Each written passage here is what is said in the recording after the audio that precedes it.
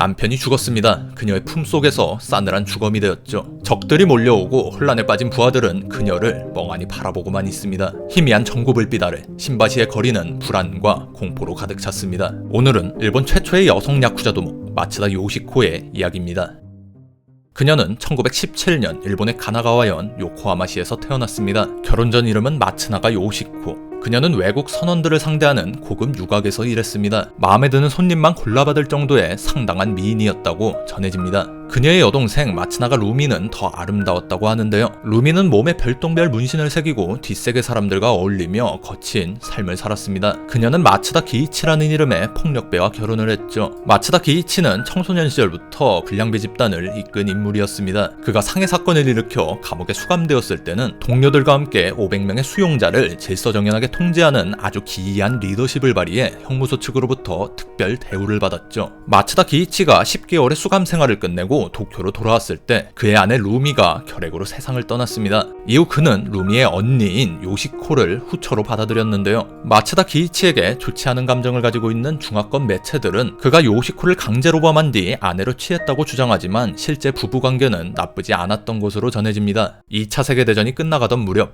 마츠다 요시코는 28살의 나이로 폭력배의 아내가 되었습니다. 기이치는 요시코를 위해 작은 음식점을 차려줬지만 미군의 공습이 격해지면서 아내를 지방으로 도피시켜야 했습니다. 전쟁이 끝나고 다시 결합한 부부는 도쿄 신바시 지역에 정착을 했습니다. 전후에 심각한 물자 부족으로 신바시에서는 암시장이 성행했습니다. 과거 일본의 정치 세력과 결탁해 크게 성장했던 야쿠자들은 전쟁의 영향으로 그다지 길을 펴지 못하고 있었습니다. 당연하게도 미군정은 일본인들을 불신했고 소위 삼국인이라고 불렸던 한국, 중국, 대만인 세력이 미군 관리들의 조수 역할을 하며 많은 이권을 가질 수 있었습니다. 일본은 총기로 무장해 폭력 조직을 형성하며 암시장을 장악해 나갔습니다. 전쟁의 대가로 무장이 해제된 일본 경찰들은 이들을 감당할 수 없었죠. 이 삼국인과 일본인의 충돌이 끊임없이 이어졌습니다. 이에 물밑으로 숨어들었던 야쿠자들이 경찰과 손을 잡고 자국민 보호라는 명분을 들이밀며 다시 활동을 시작했습니다. 전쟁의 업보를 받고 자존심이 바닥을 치던 일본인들은 이 폭력배들을 영웅으로 받아들였죠. 어찌되었건 이들의 역할로 암시장의 질서는 잡혀가기 시작했습니다. 마츠다 기이치 역시 이를 기회로 삼아 신바시 지역에 거점을 두고 간토 마츠다구미라는 조직을 결성했습니다. 감옥에서 그를 따르던 동료들이 조직원이 되었죠. 마츠다구미는 도쿄 노점 상업조합에 가입했는데 이 조합은 경찰에게 인정된 단체로 암시장 상인으로부터 징수한 세금을 경찰서에 상납하고 있었습니다. 당시 행정기관이 암시장과 그곳에서 사적인 세금을 걷어들이는 것을 묵인하고 있었음을 알 수 있습니다. 마츠다구미는 빠르게 성장하여 100여 명의 정식 조직원과 1000명이 넘는 중구성원을 가진 강력한 폭력 조직으로 자리 잡게 되었습니다. 약 1300여 점포에 달하는 신바시 역전의 노점상이 마츠다구미의 지배하에 놓여 있었죠. 1945년 말 마츠다 기이치는 긴 역사를 가진 데키야 조직 마츠자카야의 5대 수장을 계승하기도 했습니다. 불량배 집단을 넘어 전통적인 야쿠자들로부터 인정을 받은 것이었죠. 이때까지도 마츠다 요시코는 묵묵히 내조를 하며 조직 운영에 공헌했지만 그녀의 역할이 크게 드러나지는 않았습니다. 마츠다구미의 지배하에 암시장은 성황리에 운영되고 있었지만 마츠다 기이치는 이런 불법 시장이 가봤자 2-3년이 한계라고 생각했습니다. 정세가 안정되면 합법적인 시장과 백화점이 다시 들어설 것이라 예측했죠. 그는 자신이 그런 변화를 주도하기로 결심했습니다. 당시 데럴 베리건이라는 이름의 뉴욕포스트 도쿄 파견원은 마츠다 기이치의 정보원 역할을 하고 있었습니다. 베리건은 그에게 미군정의 야쿠자 단속 정보를 제공했고 미국 마피아들이 불법 사업에서 얻은 돈을 합법 사업에 투자하는 방식에 대해 설명해줬습니다. 이러한 조언을 받은 마츠다 기이치는 신바시 지역에 새로운 상점가를 건립하기로 결정했습니다. 1800평 규모에 달하는 사업 계획이었죠. 아내인 요시코도 남편을 따라 시장 조사에 나섰습니다. 부부는 이 신생마켓이 미래의 백화점이 될 것이라 기대했습니다. 데럴 베리건은 일본의 민주화와 발전을 가로막고 있는 가장 큰 요소는 봉건적 가족제도라고 인식하였습니다. 또한 야쿠자 사회의 지배관계도 이 가부장 제도가 병리적으로 이식된 것이라고 바라봤죠. 베리건의 생각에 깊게 공감한 마츠다 기이치는 오야분 꼽은 관계의 조직이 아닌 기업 형태의 조직을 구상했습니다. 그는 간토 마츠다구미를 상사회사로 개편해 현대화를 목표로 하고 공업, 토건 사업으로의 진출도 꿈꿨습니다. 이러한 행복 회로 속에서 총 1000만엔에 달하는 금액이 투입된 신생마켓의 건설이 시작되었습니다.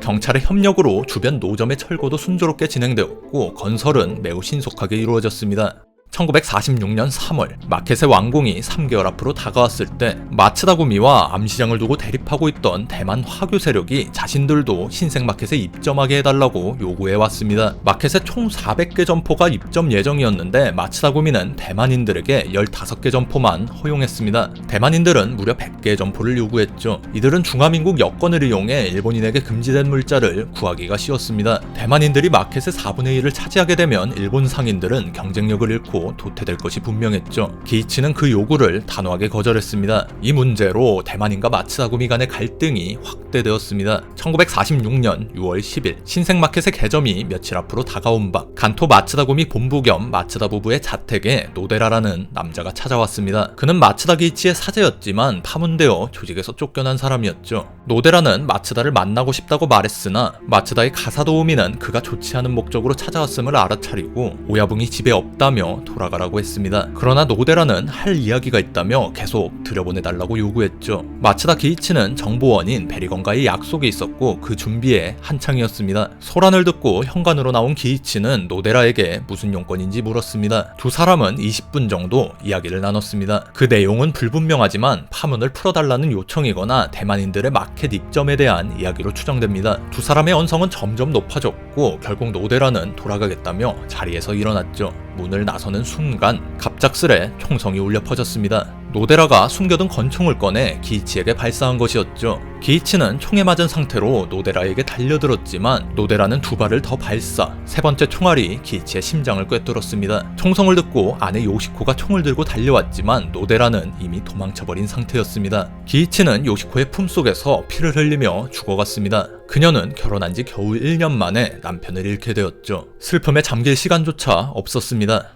적들이 남편의 죽음을 알게 되는 순간 조직의 모든 것을 노릴 것이 분명했습니다. 남편의 수건 사업이었던 신생마켓의 건설 또한 물거품이 되겠죠. 마츠다구미는 가능한 한 빨리 새로운 보스를 선출해야 했습니다. 그러나 마츠다구미는 겨우 1년이 된 조직이었고 마츠다 기이치를 대신해 조직을 이끌 만한 원로가 없었습니다. 조직원들이 믿고 따를 수 있는 사람은 보스의 아내였던 마츠다 요시코뿐이었죠. 결국 마츠다 요시코가 간토 마츠다구미의 오야붕으로 선출되었습니다. 마츠다 기이치가 생전의 조직을 가부장제에서 탈피시키려는 움직임을 보여왔기 때문에 여성 보스에 대한 조직원들의 거부감이 덜했던 것으로 보입니다. 요시코는 남편이 사망한 지 6일 만에 그의 자리를 이어받게 되었습니다. 어느 야쿠자 조직에서나 오야붕의 아내는 존중받았고 오야붕의 사망이나 부재 시 그 비슷한 권위를 가지며 대행, 임시직책을 맡는 경우는 있었지만 이처럼 공식적으로 두목 자리에 오른 것은 최초이자 유일한 사례였죠. 조직원들은 만장일치로 요시코를 선출했지만 일부는 그녀가 조직을 통솔할 능력이 없다고 생각했고 조직의 혼란이 수습되면 대체될 꼭두각시에 불과하다고 생각했습니다. 이러한 의심 속에서 그녀는 커다란 도전에 직면하게 됩니다. 그녀가 보스에 선출된 바로 그날 마츠다구미가 오야붕을 잃고 와해되었을 것이라고 판단한 대만 화교 세력은 신생마켓 건설 현장 사무소를 습격해 그 권리를 빼앗으려고 했습니다. 마츠다구미는 이들을 겨우 몰아냈지만 바로 다음날 다시 100여 명의 대만 화교들이 공사 중단을 외치며 2대의 대형 트럭을 몰고 공사 현장으로 돌진했습니다. 결국 경찰과 미군이 나서 이들을 해산시켜야 했습니다. 마츠다 요시코는 조직 내부 문제 수습과 동시에 다른 야쿠자 도목들과 노점상들의 협력을 얻어내 방대를 굳혀야 했습니다. 그녀가 보스가 된 지 한 달째인 7월 16일 신생마켓 근처에서 다시 마츠다구미와 화교들의 난투극이 벌어졌습니다. 이 소란으로 마츠다구미 조직원 1명이 사망하고 8명이 중상을 입었죠. 피해를 입힌 화교들은 의기양양하게 되돌아갔습니다. 분노한 요시코는 바로 시부야에 있는 화교본부에 대한 보복 공격을 명령했습니다. 하지만 되려 마츠다구미에서 3명의 중상자가 나왔습니다. 화교들은 도망치는 마츠다구미의 조직원들을 향해 모두 죽여버릴 것이라며 소리쳤습니다. 그들은 해외에서 밀수한 총기로 무장하고 있었죠. 요시코의 지도력과 권위는 의심받기 시작했습니다. 다른 야쿠자 조직 두목들은 마츠다구미가 무너지고 떨어질 콩고물만을 기대하고 있었죠.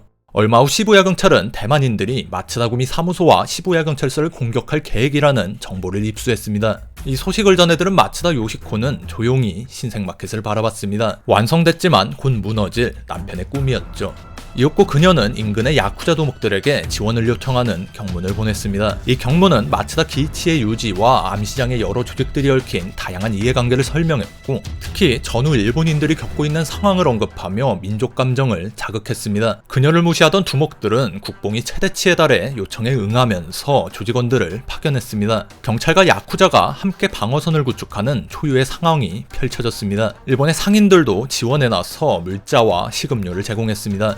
1946년 7월 19일 약 100명 규모의 무장한 대만 화교부대가 트럭을 타고 마츠다구미가 구축해놓은 방어선에 접근해왔습니다. 마츠다구미는 어디서 가져온지 모를 폭격기용 기관총으로 화교들을 향해 사격했습니다. 그러나 한 번의 연사 후 기관총은 기능 고장을 일으켜 사망자가 발생하지 않았고, 다행히 양측은 전면전을 피할 수 있었습니다. 하지만 이 대만인들은 시부야 경찰서 앞에서 경찰과 야쿠자 연합군과 총격전을 벌여 대만 측에서 7명, 경찰 측에서 1명의 사망자가 발생했습니다. 이에 중화민국 대표단이 중재를 위해 나서고 GHQ 헌병대도 출동해 무장단체들을 장갑차로 포위하고 즉각 해산할 것을 요구하며 시부야 사건으로 불리는 양측 간의 충돌은 종결되었습니다. 현재까지도 이 사건은 대만인들의 습격에 일본 경찰과 야쿠자들이 맞서 싸운 것인지, 본거지로 복귀하는 대만인들을 경찰과 야쿠자들이 일방적으로 공격한 것인지 그 책임에 대한 논란이 있습니다. 결과적으로 마츠다 요시코는 남편의 유산을 지켜내고 자신의 지도력을 증명할 수 있었죠. GHQ 법무국은 치안 저해 이유로 제일대만인 41명과 일본인 3명을 군사재판에 회부했습니다. GHQ는 기관총으로 무장한 마츠다구미 또한 가볍게 보지 않았죠. 마츠다 요시코 역시 헌병본부에 불려가 신문을 받았습니다. 요시코는 통역을 거치지 않고 영어로 진술했습니다. 자신이 남편의 유지를 따르고 있으며 치안 유지, 자국민 보호, 시장 정상화 등을 언급해 자신의 활동에 대한 정당성을 호소했습니다. 미군은 예상치 못한 그녀의 능숙한 영어 실력에 눈이 휘둥그레졌지만, 그녀는 계속된 신문에서 마츠다구미가 노점상들에게 무단으로 허가증을 팔아넘기고 다양한 명목에 사적 세금을 부여한 것을 능숙한 영어로 진술하게 되었죠. 야쿠자들은 자신들의 활동을 영웅적으로 포장했지만 미국인들 눈에는 그저 암시장에서 벌어진 불법적인 이권 다툼 그 이상 그 이하도 아니었습니다. 연합군 사령부는 간토 마츠다구미의 해산을 명령했습니다. 마츠다 요시코는 조직이 법률을 엄격히 준수하고 시장에서의 갈등을 중재할 것이라고 약속했지만 전혀 받아들여지지 않았죠.